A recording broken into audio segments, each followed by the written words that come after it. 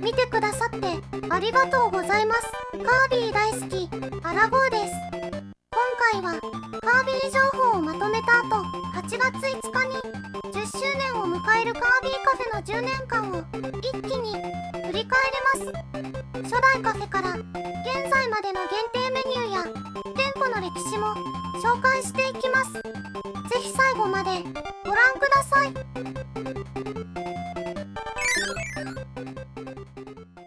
まずはカービィ情報まとめ。7月のガシャポン来週の情報について。まずは7月5週目発売の新作ガシャポンが2種類あります。ライトマスコット全4種類で1回500円。スイッチを入れると光るフィギュアです。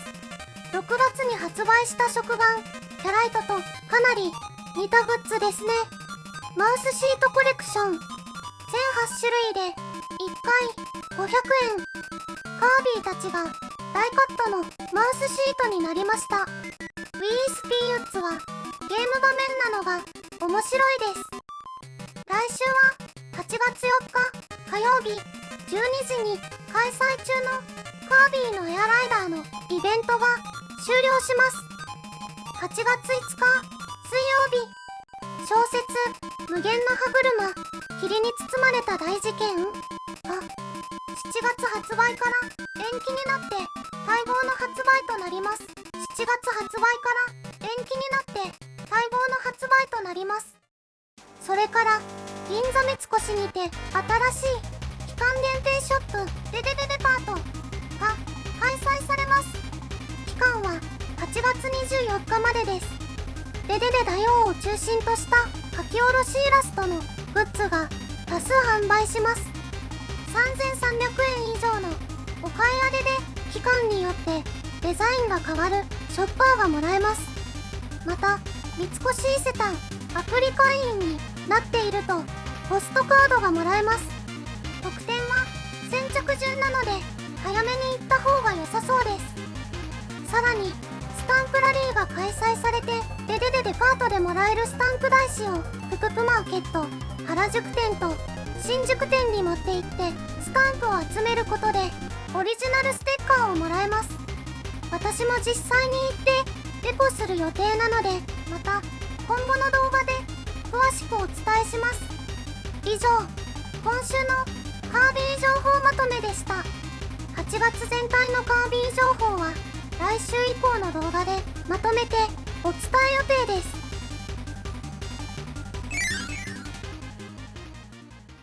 ここからはもう間もなくオープンから10周年を迎えるカービィカフェの歩みを年ごとに振り返っていきます。それでは行きましょう。2016年8月5日大阪にて世界初のカービィカフェがオープン。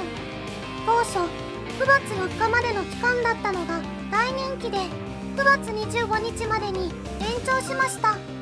ちなみにオフィシャルショップは少し前8月3日から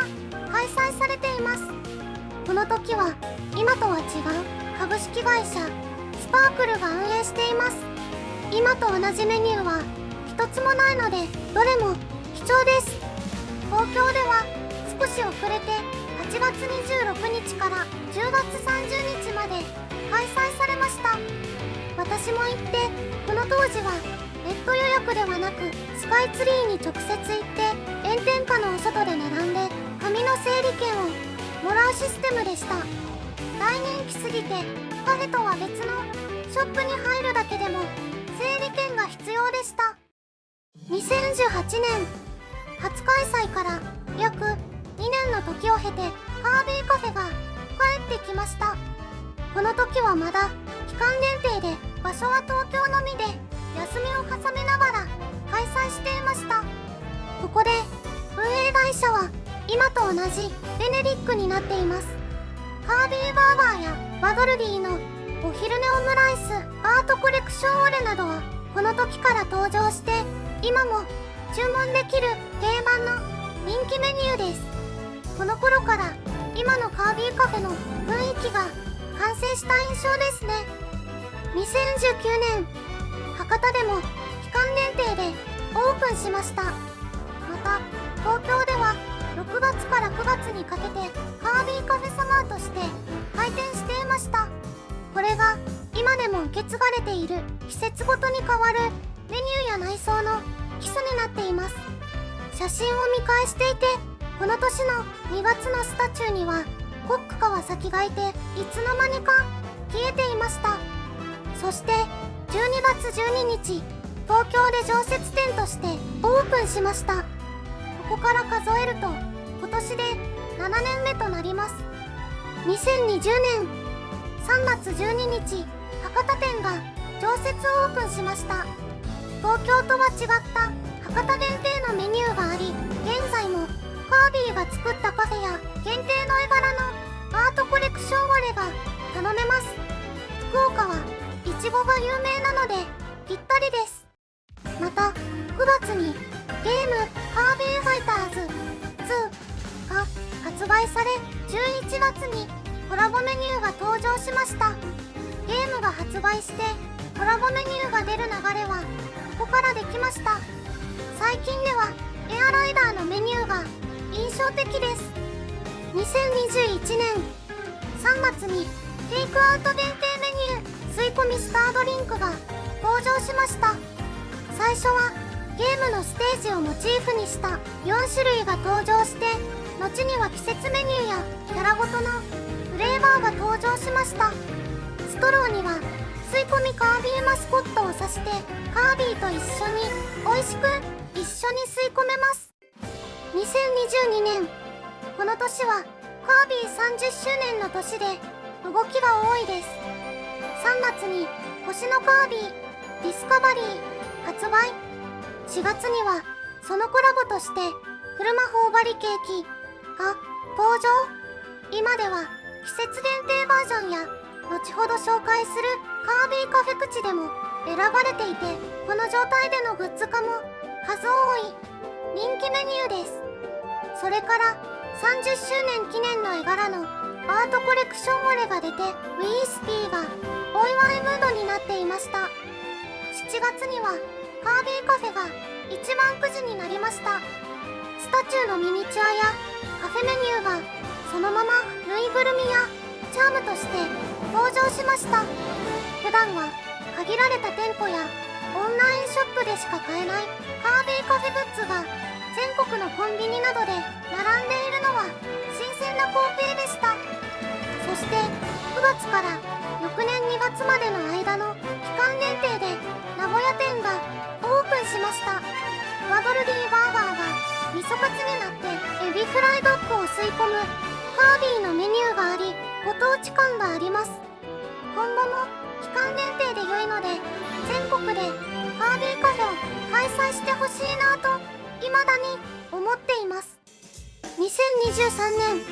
4月にテイクアウト専門店カービィカフェ口が東京と大阪にオープンしました。ケーキを中心にアップルパイや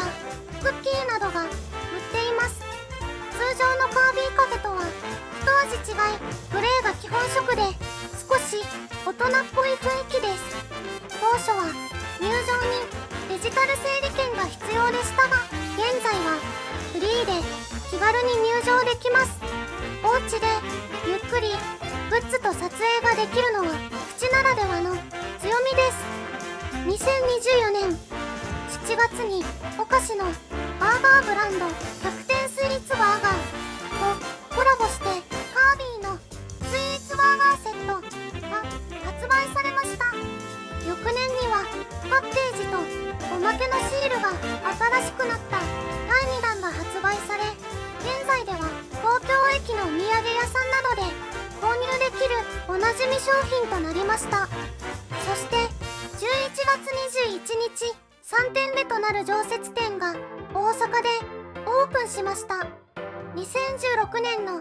限定オープンから数えると8年ぶりに大阪にカービィカフェが帰ってきたことになります。大阪らしくワドルディバーガーがお好み焼きバーガーになり、たこ焼きみたいなプチケーキが頼めます。2025年4月にカービィカフェくじが1万くじになりました。カービィカフェでは先行販売がされて行列の中くじを引きに行きました。2026年7月、これまでと予約方法が変更されました。アカウント登録が必須になり、1アカウント1ヶ月に3回までの予約となりました。今のところ前よりは予約が取りやすくなっています。そして8月5日、カービィカフェは10周年を迎えます。当初と運営会社が変わったせいか、特に公式でアナウンスやキャンペーンは行われていませんが、一ファンとしてはカービィのコラボカフェがこんなに長く続いて愛されているのがとっても嬉しいです。10年という長い歴史を振り返ると本当にたくさんの思い出がありました。これから先も15周年、20周年とカービィカフェが長く続いてくれることを願っています。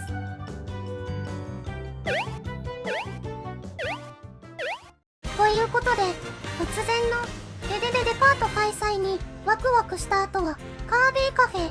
10周年を振り返っていきました。常設でカービィの世界観を楽しめて、スタッフさんは温かいうちに吸い込んでくださいなどと言ってくれて、ユーモアがあり、しっかりと料理が美味しい。そんなカービィカフェ、いくらでも語れちゃいます。このチャンネルでは何年もカービィカフェを追いかけ続けています。これからも新メニューや新グッズが出るたびに紹介していくので、ぜひ一緒に楽しんでいきましょう。よかったら皆さんのカービィカフェでのエピソードや好きなところ、行ったことがない方は気になっている部分などコメントで教えてください。今回はこの辺りで終わりにします。ぜひまた次回の動画でお会いしましょう。最後までご視聴、吸い込みありがとうございました。